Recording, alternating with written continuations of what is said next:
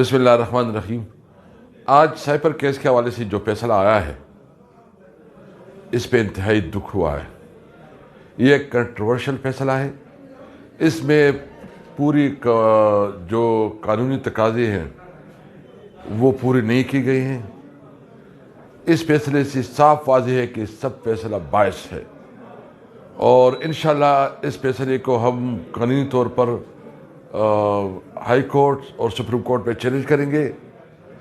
یہ فیصلہ جتنی جلدی میں کیا گیا، جس طرح ان کے لیے لمبی سیشن کا انعقاد کیا گیا اور ایک دن دو عدالتیں لگائی گئی، تو عوام کو بالکل واضح ہے کہ یہ انصاف کا قتل ہے، اور صرف اس لیے کہ 8 فروری کو پی ٹی آئی کی جو ویل وشرز ہیں، سپورٹرز ہیں، ان کو مایوس کیا جائے اور اشتعال دلایا جائے۔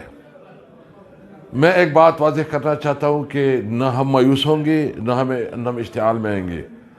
انشاءاللہ ہم اپنا انتقام 8 فروری کو ووٹ کے ذریعے سے دیں گے انشاءاللہ تعالی، اور مجھے امید ہے یہ فیصلہ یہ کسی بھی صورت میں سسٹینیبل نہیں ہے۔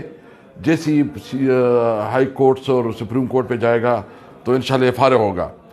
ہماری جدوجہد لمبی جدوجہد، آپ کو پتہ ہے، میں عوام کو یہ یاد دلانا چاہتا ہوں، یہ پی ڈی ایم کی لیڈرشپ تو یہ سائپر کو ایک ڈرامہ کہنا چاہتے تھے، اور یہ تو مسلسل پبلک میں ان کے سارے اسٹیٹمنٹ موجود ہے کہ یہ کہتے ہیں ایک ڈرامہ ہے، لیکن اس کے باوجود انہوں نے یہ فیصلہ کر کے اپنا پرانا موقف جو ہے نا اس کو مسترد کیا۔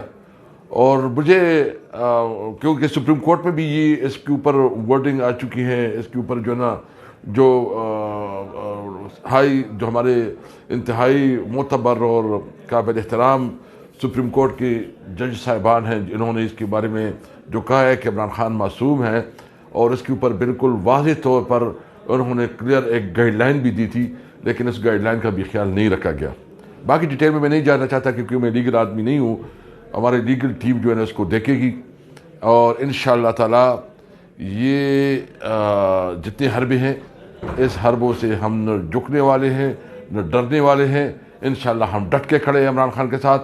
میں اپنے ورکر کو یہ یقین دہانی کرنا چاہتا ہوں کہ آپ جو ہے نا حوصلے سے رہیں، آپ استقامت سے رہیں، آپ نے کسی طور پر نہ اشتعال میں آنا ہے اور نہ اپنے مایوس ہونا ہے اور نہ گھبرانا ہے۔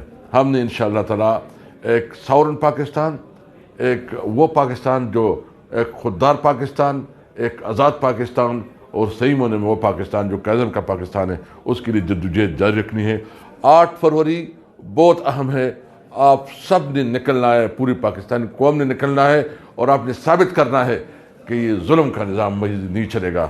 مجھے امید ہے پاکستانی قوم جو ہے 8 فروری کو اپنا انتقام لے گی۔ پاکستان زندہ باد۔